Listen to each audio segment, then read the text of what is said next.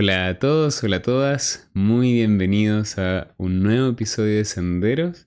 Después de mucho tiempo sin haber estado grabando, vuelvo acá para poder compartir con mucho cariño, con muchas ganas. Había estado fuera de las pistas porque dentro de los viajes que estaba haciendo por India y Nepal estuve durante mucho tiempo en retiro y al estar en retiro obviamente no tenía acceso a micrófono, a grabación y también porque estaba utilizando el tiempo como una forma de poder perfeccionar lo que estoy aprendiendo, poder ir desarrollando ciertas sutilezas, dándome cuenta de cosas que estaban bien, cosas que estaban mal, y en ese camino prefería hacer un tiempo más de introspección, entonces dejé de dar las clases de meditación, dejé un poco de lado el podcast, y ahora que ya está todo este ciclo culminado, vuelvo aquí hacia el micrófono y a poder compartir con ustedes, que es algo que me pone muy contento y que me gusta mucho. Y para poder ponernos al día, lo que quiero compartir en este episodio es sobre lo más esencial que aprendí a lo largo de estos 8 meses que duró este viaje, partiendo por India, yendo a Nepal, después volviendo a India. Y en particular lo más esencial que aprendí conviviendo con el maestro de budismo tibetano Chalpa Rinpoche, que es un maestro muy reconocido dentro de Nepal, que tiene su monasterio con sede en Katmandú. De hecho, está muy cerca, a unos 100 metros del monasterio de Kopán. Para varios que hemos estado en Nepal y que estamos explorando el mundo del budismo, el monasterio de Kopán es bastante conocido y este está justo al frente, como la competencia. Y después también el mes que pasé viviendo con el maestro Amasami, que él es el único maestro de budismo zen indio reconocido por maestros de Japón. Él parte su vida como un sacerdote jesuita, lo cual ya es bastante especial, dado el contexto de India. Y luego se va a Japón, donde termina siendo reconocido, tras muchos años de estudio y práctica, como un maestro despierto, ¿no? Awaken, iluminado, o que alcanzó Satori. Y luego eso se vuelve al sur de India, donde él abre un centro de meditación en el estado de Tamil Nadu. Y tuve la muy buena fortuna de poder estar con ambos, viviendo un mes con cada uno, aprendiendo, practicando.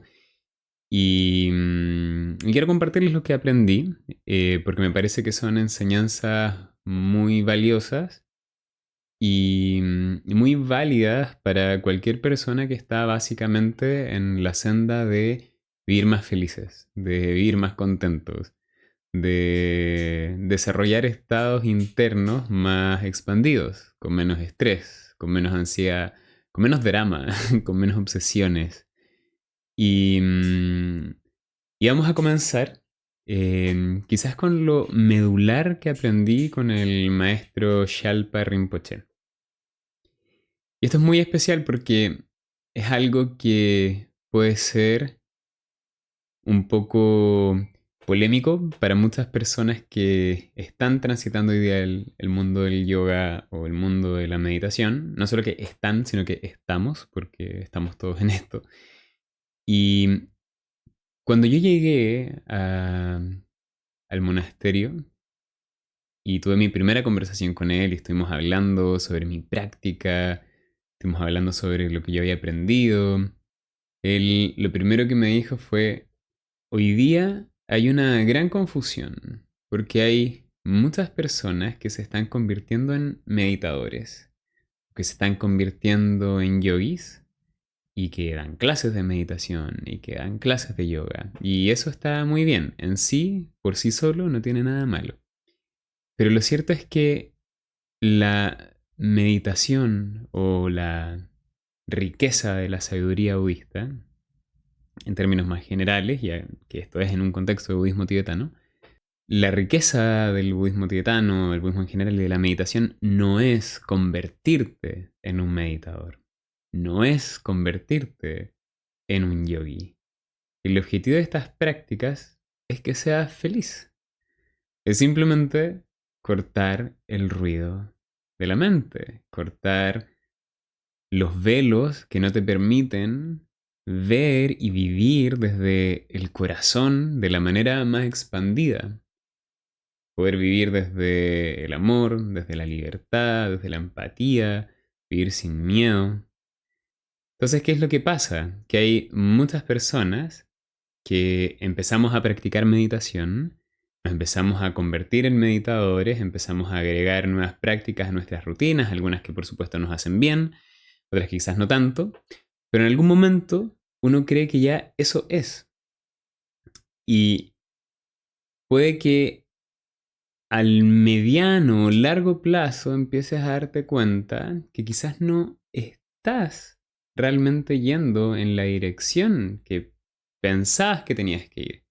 Y estás meditando, no sé, 1 hora al día o haciendo ciertas prácticas de yoga y dentro de todo te estás sintiendo mejor, pero hay algo que quizás no está tan bien y te das cuenta no en el momento, sino después.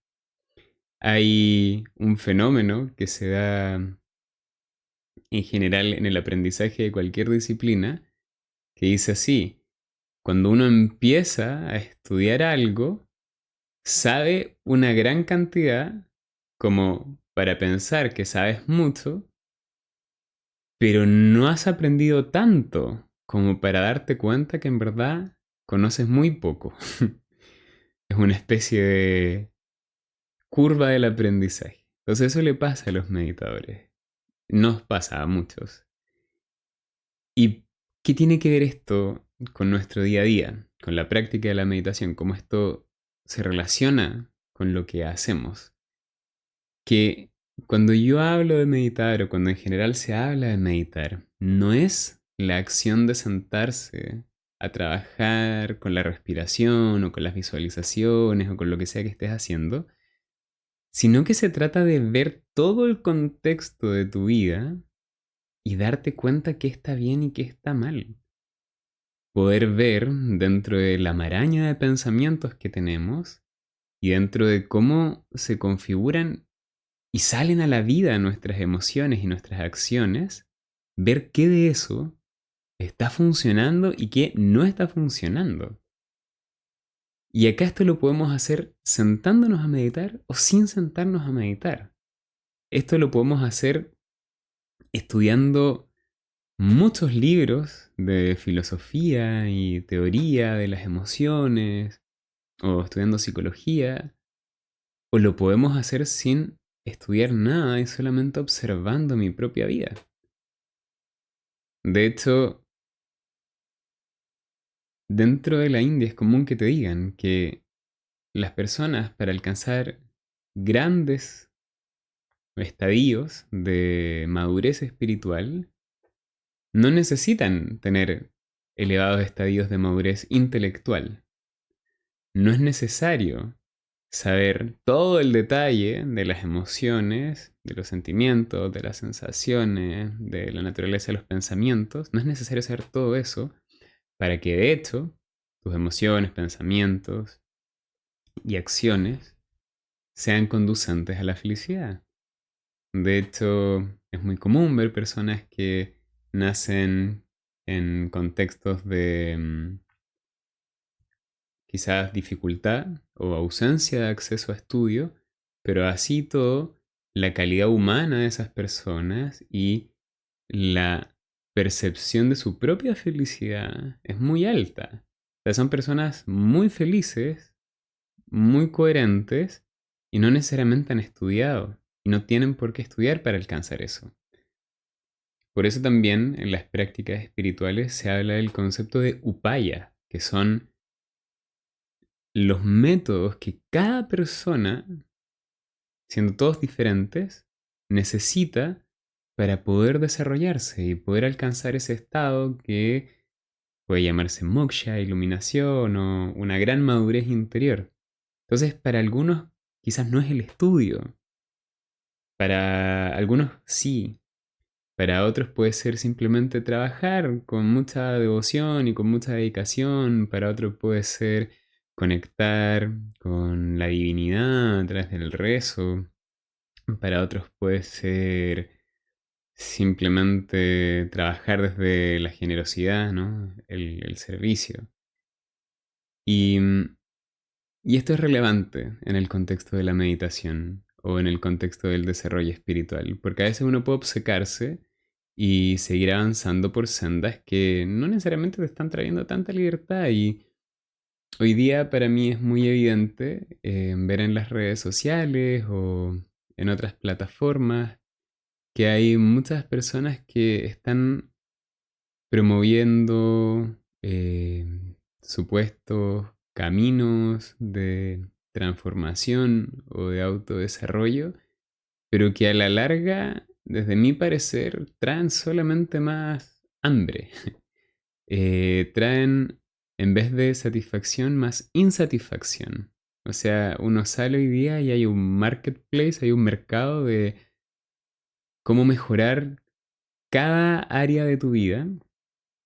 Y pareciera ser que mientras no se mejore cada área de la vida, uno no puede alcanzar estados de felicidad. Y en verdad la espiritualidad es tan simple que no necesitas nada de eso para estar en el lugar en el que tienes que estar. Entonces el problema es que la espiritualidad es tan simple que no es tan buen objeto de mercado. Y por eso como muchos quizás queremos vivir a través de esto, podemos caer en prácticas que no son tan coherentes con el camino espiritual, solo porque queremos hacer una vida de esto. Entonces, en general, lo que uno debería entender es que el objetivo de las prácticas espirituales y las meditaciones, como le decía al comienzo, es ser feliz. Para ser feliz, simplemente necesito, y esto va a ser súper redundante, pero simplemente necesito ser feliz. No necesito nada en particular, más que alinear mi mundo interno, poder estar en paz, poder disfrutar de la vida aquí y ahora. No necesito cambiar mi trabajo, no necesito tener una super pareja, no necesito vivir en un gran lugar. Ahora, que no las necesite no significa que no quiera hacer estas cosas, porque puede ser que mi vida me lleve naturalmente hacia esos lugares, y cuando la vida me lleva hacia esos lugares y yo lo siento de forma muy orgánica, de una forma muy natural, ¿no? Que, mira, tenía esta pareja, pero no se viene conmigo, entonces naturalmente me voy a terminar esta relación y paso a otra relación eventualmente, o me mantengo solo durante un tiempo. O mira, por ese motivo estoy sintiendo que en este momento prefiero vivir en la naturaleza, o viví en la naturaleza, pero en este momento siento que quiero vivir en la ciudad, quizás cerca de mi familia, porque para mí es importante. O he estado haciendo mucho tiempo este trabajo y hoy día siento que la vida me está llevando a este otro. Pero todos esos movimientos pueden hacerse sin la necesidad de sufrir, sin todo el drama y la agitación interna. O sea, yo puedo estar años, muchos años en un trabajo de oficina y estar muy contento, puedo estar muy feliz. Y yo lo he estado y otras personas también lo han estado. No es que trabajar en una oficina sea intrínsecamente malo. Y de hecho, la infelicidad va a llegar en el momento en que pienses que está malo, ¿no? Cuando tú creas que está bien donde estás, está perfecto, ¿no? Luego puede ser que empieces a sentir que quieres hacer otra cosa y toda esa transición, ¿no? Desde pasar de la oficina a pasar a un trabajo fuera de oficina, o a la inversa, quizás hice trabajos al aire libre mucho tiempo y quiero hoy día la paz y la calma de una oficina. Todo eso puede hacerse sin el ruido interno. Que eso es lo que muchas personas en redes sociales a mí me parece que no lo promueven, sino que se promueve un nivel de ruido desde lo que estás haciendo hasta que no lo cambies, ¿no? Como por ejemplo, todavía sigues viviendo en la ciudad, todavía sigues en ese absurdo trabajo de oficina, es hora de que salgas de la Matrix, que cambies tu forma de pensar. Y yo creo, esta es mi opinión, ¿ah? Es subjetiva y pueden compartirla o no, pero yo creo que esas son visiones bastante inmaduras de la mente, bastante inmaduras de cómo se desarrollan los fenómenos en la vida, es un poco simplista. Yo lo que sí creo es que tú puedes estar en un trabajo, incluso que no te gusta, y ser más feliz que alguien que está en un trabajo que le gusta, pero que su nivel de madurez interna o de madurez psicológica es bastante bajo. Entonces, estos movimientos pueden hacerse de tal manera que yo estoy en un trabajo que quizás no me gusta, pero no lo sufro. Y mientras estoy en ese trabajo empiezo a construir las bases, el camino para otro trabajo que sí se alinee conmigo. Eso está perfecto, está muy bueno hacer eso porque uno tiene que ir conduciendo su vida de maneras que sean coherentes. Pero ¿cómo lo hago de manera tal que no sufra ni la una ni la otra? Y eso es, en el fondo, lo que me decía el maestro Shalpa Rinpoche, que decía, las prácticas espirituales son para ser feliz. No son para cambiar tu trabajo, no son para cambiar tu pareja, no son para cambiar A, B, C o D. Son para que seas feliz ahora, ¿no? Y siendo feliz ahora es que empiezan a manifestarse y aparecer frente a ti algunos cambios que vas a querer abrazar. Como por ejemplo cambiar de trabajo, cambiar de pareja, pero esos elementos ya no son la causa de tu felicidad o de tu infelicidad. Y eso es muy, muy importante entenderlo. Porque si no, vamos a estar siempre persiguiendo zanahorias. Siempre pensando, ay no, mi felicidad es porque esto no está funcionando y tengo que cambiarlo porque claro, estoy en este trabajo o porque las cosas están así en mi casa. Y en verdad no es así. La felicidad, la paz es un estado interno que no depende de esas condiciones y todos hemos vivido personalmente o al menos visto, quizás en otras personas, cómo hay ciertos escenarios que a veces nos producen mucho estrés o ansiedad, pero hay veces que no. Hay veces que quizás nos sentimos tan bien alineados dentro nuestro que ya no nos perjudican esos escenarios, ya no los sentimos terribles. O en otras personas, ¿no? Que quizás nos llama la atención, ¿cómo es posible que esa persona se mantenga siempre tan tranquila, tan feliz, tan alegre, aun cuando, no sé, está haciendo tal trabajo o viviendo en tal contexto? Y eso es porque y es muy evidente, o sea, uno lo ve y no necesita mayor análisis para darse cuenta. Eso es porque cuando tú estás bien y alineado dentro tuyo y tu mente está en calma y tus emociones son saludables, no importa tanto lo que está ocurriendo allá afuera. De hecho, cuando vemos los ejemplos de los grandes yogis o muchos maestros de espiritualidad, o sea, tienen vidas de pobreza, tienen vidas de renuncia, no tienen grandes bienes, no tienen pareja porque han adoptado vidas de celibato, pero así todo viven con una riqueza en el corazón, una alegría permanente, y eso, a su vez, está en el hecho de que han abrazado su propia vida. Y esto también es interesante, que es que la felicidad está asociada a ti haciendo tu vida, ¿no? Todos tenemos contextos diferentes. No se trata de que todos tengamos que convertirnos en yogis o en ascetas. No, ese es el camino que les toca a ellos porque la vida los fue moviendo hacia ellos. Y hay algún par de occidentales que quizás van a hacer lo mismo porque la vida los va llevando hacia eso. Pero en tu propia vida, quizás tu felicidad va en sentarte a dibujar manga. O quizás tienes un trabajo de vendedor en una tienda y tienes tu familia, pero ¿cómo vives tu vida? Es lo que al final marca la diferencia. No tiene que ver tanto en cómo es tu vida, sino en cómo la vives. Y en ese cómo la vives, de nuevo, puede que tu vida vaya cambiando, pero no es tan saludable poner el énfasis en eso. Porque cuando pones el énfasis en lo externo, en el resultado, en cómo son las cosas, empiezas a desarrollar una psicología de la carencia o una emocionalidad de la escasez. Estás siempre sintiendo, ay, ¿por qué no tengo esto? Ay, ¿cuándo esto pueda empezar a cambiar. Y puede ser que quizás te digas, imagínate, 3 años en una oficina donde te la sufriste porque solo querías estar en otro lugar y ese lugar no llegaba.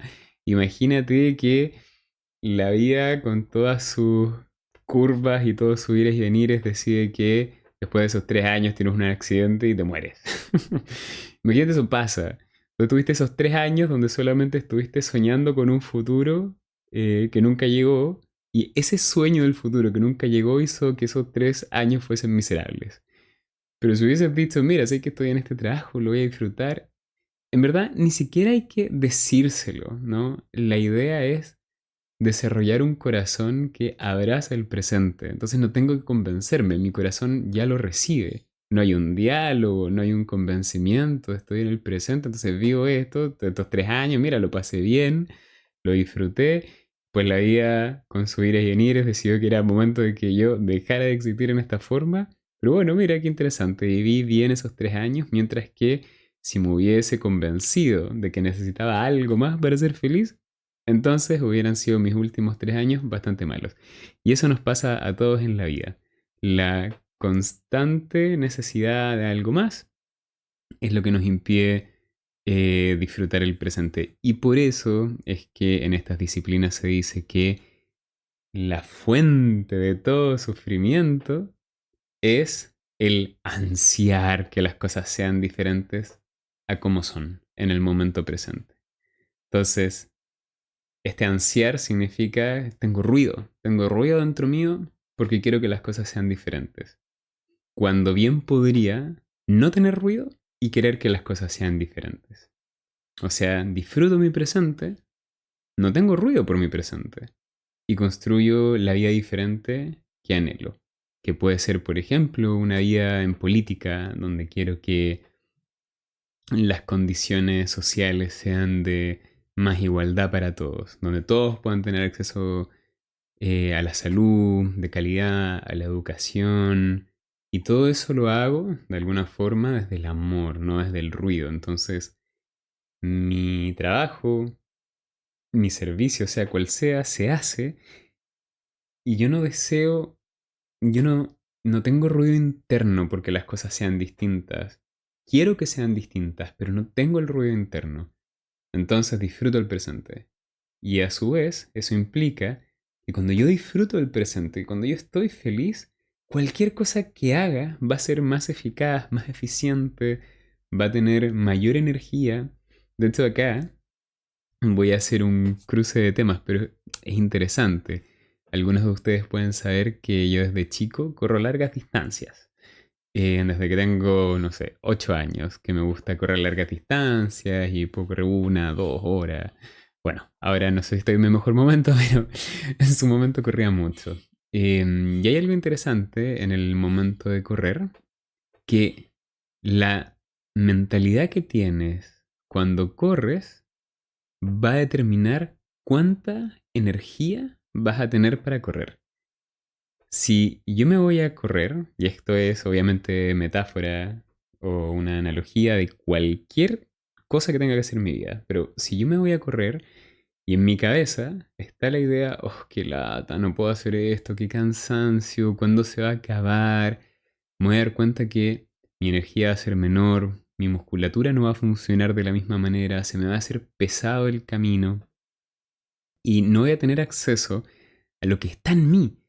Lo curioso es que voy a terminar igual la carrera, voy a aparentemente estar muy agotado al final, pero lo cierto es que yo pude correr igual. O sea, la energía estaba en mí para terminar esa carrera.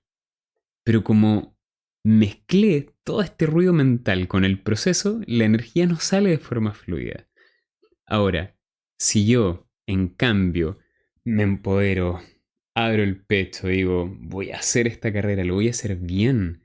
Y esa mentalidad hace que la energía fluya mejor, la musculatura se activa, el pecho se expande y termino la carrera y ni siquiera siento un gran cansancio. Cuando termino estoy súper bien.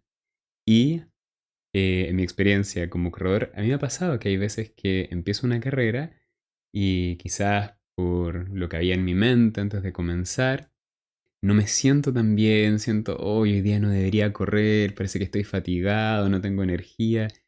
Pero hay un momento, quizás a la mitad de la carrera, que digo, no, o sea, estoy acá, no tiene ningún sentido que no disfrute porque voy a tener que estar acá igual y empecé la carrera, o sea, voy a tener que volver. Entonces, en ese momento un cambio de switch. Y en el cambio de switch, ¡pum!, todo cambia. La energía empieza a fluir mucho mejor. El ánimo mejora. La musculatura se activa. Y eso que te estaba costando, solo por el cambio de mente, ¡pum!, se hace fácil, llegas y ya no estás cansado. Entonces, esto es de alguna manera lo que queremos hacer en nuestra vida con la práctica espiritual. Poder mejorar internamente para que todo lo que estamos viviendo lo podamos vivir con felicidad y con amor. Incluso las cosas difíciles. Entonces, eso en resumen es el aprendizaje que tuve con el maestro Shalpa Rinpoche. Y no me quiero extender tanto en honor a el tiempo del podcast. Así que voy a desarrollar el siguiente en el otro tema, pero en el otro episodio. Pero sí les voy a hacer un breve resumen. Con el maestro Amasami, lo que más aprendí, que es lo que él repetía constantemente, es que la iluminación se vive en el encuentro entre tú y tus decisiones. Justo en ese momento se da un espacio que para la mayoría de nosotros es muy ínfimo, donde podemos decidir si vamos a actuar conforme a nuestros hábitos, nuestros patrones mentales, o si vamos a actuar desde el amor, desde la libertad. La gracia de la meditación es que quizás ese espacio se va haciendo más grande. Hay veces que por la fuerza de nuestros patrones es muy difícil salir de ellos, pero con la meditación, ese espacio donde puedes tomar la decisión, donde quizás se la juega el libre albedrío, se va haciendo más grande. Y ahí es que uno puede vivir iluminado. Cuando uno logra ser coherente con sus valores. Cuando uno logra ver, ok, acá me estoy mintiendo a mí mismo. Acá me estoy engañando, quizás solo para conseguir algo. Aquí estoy causándole un daño a alguien. Aquí me estoy haciendo mal a mí mismo. Acá es donde sé que voy a ser feliz. Para allá es donde me está llevando la vida. Y así, en ese momento, en ese encuentro entre tú y tus decisiones, es que uno puede vivir una vida iluminada o una vida dormido en cualquiera sea que es nuestra herencia mental, nuestra historia, nuestras experiencias. Entonces es súper, súper interesante porque la iluminación no es algo que uno puede obtener tras mucho tiempo de práctica, estudio. Yo sé que para los occidentales estos conceptos no los logramos concebir tanto, pero cuando uno está en Oriente se da cuenta que hay vidas que se destinan exclusivamente a esto. O sea, personas que desde que tienen 6 años hasta que mueren están completamente dedicadas a entender qué es la iluminación y cómo poder alcanzarla. Y lo que nos dice el maestro Amasami es que no es un estado que uno alcanza en el futuro, sino que es algo que tú te estás jugando constantemente en el presente. Hoy día, cuando digo esta palabra, cuando hago esta acción, cuando tomo esta decisión, ¿qué estoy haciendo? Estoy viviendo desde el miedo, desde mis patrones, desde mis tendencias, o voy a ser libre, me voy a despertar y voy a tomar una decisión realmente desde el amor hacia mí y hacia los demás. Sin importar cuál sea el resultado, sin importar a dónde me va a llevar. Y aquí obviamente empiezan a conjugarse otros factores que hacen que esto quizás se vuelva más interesante, quizás más complejo también, pero por ejemplo, ya solo como comentario final para ir cerrando, una de las bases de la filosofía budista es que nosotros no existimos de forma independiente. No existe realmente Camilo.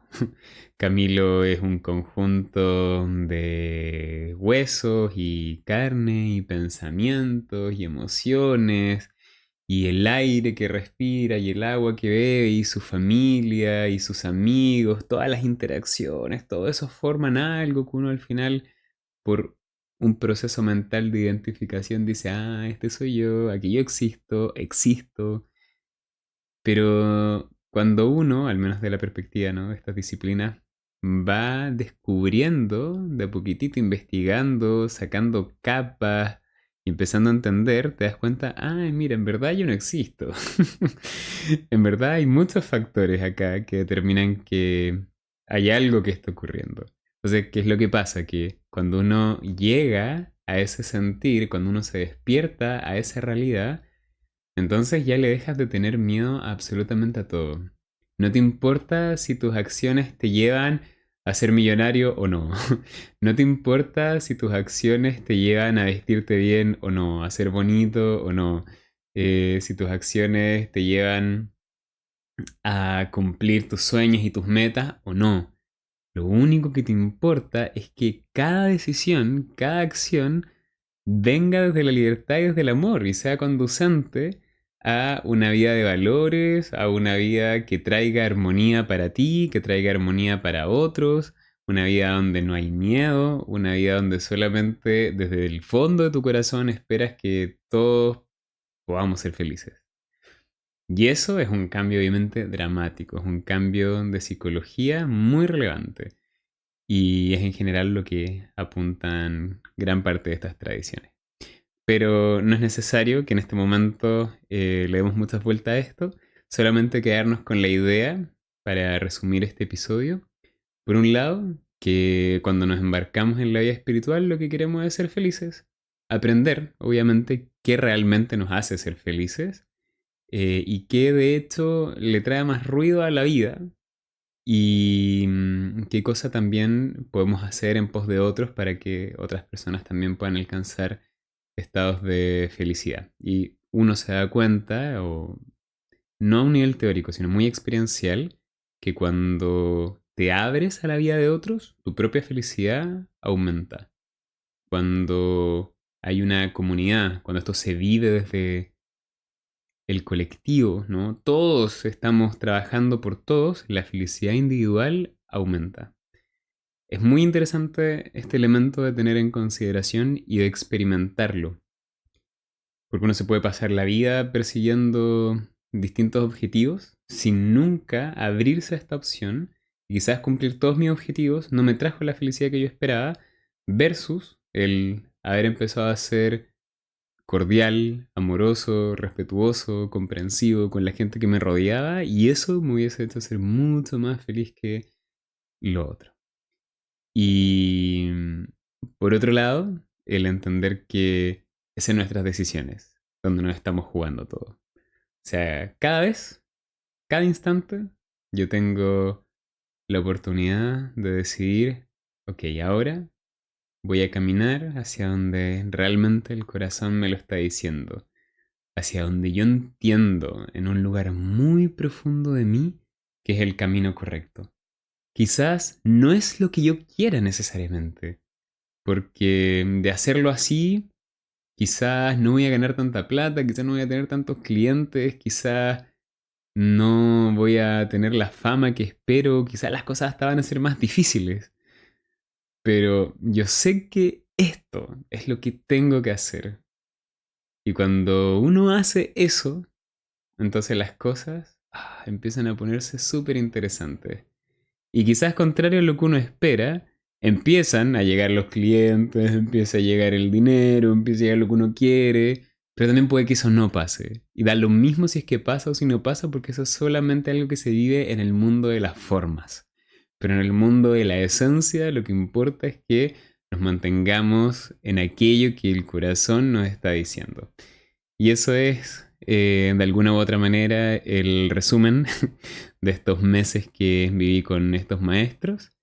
Y obviamente el resto son las prácticas que te ayudan a llegar a esos estados. Porque obvio, yo puedo decir esto, o puedo escuchar este episodio, entenderlo más o menos, y pensar que con eso estoy listo, pero no, obviamente que no. Hay que de alguna forma trabajar en esto. Y la forma de trabajar en esto puede ser muy, muy, muy personal, pero es por algún lugar empezar, por ejemplo, a través de la meditación, que nos lleva a aumentar este espacio entre lo que ocurre en mi vida y la decisión que yo tomo. Entonces puedo empezar a tomar mejores decisiones, más libres, más amorosas, y puedo empezar también a escucharme, empezar a ser coherente con lo que escucho, que eso es muy difícil. Quizás toda la vida he querido bailar y nunca lo he escuchado y sigo yendo al gimnasio con tal de ser fuerte y tener un buen cuerpo, pero en verdad lo único que quiero es ir y bailar. Y quizás si me permitiera bailar, mi vida cambiaría radicalmente. O quizás lo que quiero es pasar más tiempo con mi familia, con mis amigos, quizás lo que quiero es viajar, pero empezar de alguna manera a escuchar lo que sea que nuestro corazón nos está diciendo y entender, y esto ya con el mayor énfasis, esto de verdad no se puede enfatizar más, entender que la vida de todos es única, que no hay ningún estereotipo en el cual debamos ir para ser felices. Alguien puede ser feliz viajando y teniendo una vida de yogi viajero, y otro puede ser feliz como panadero, con una familia, otro puede ser feliz como ingeniero, como abogado, da lo mismo, todos esos son etiquetas. En el fondo lo que importa es que tú puedas vivir tu vida de forma plena, sea cual sea. Y el universo entra en armonía cuando cada uno de nosotros nos permitimos ser esa manifestación del universo que está llamándonos. Y con eso creo que puedo dar por cerrado este episodio. Nos vemos en el siguiente, espero que les haya gustado y me perdonen este hiatus, este tiempo en el que no estuve publicando. Que tengan un muy lindo día, que disfruten mucho y nos vemos en la próxima. Chao, chao.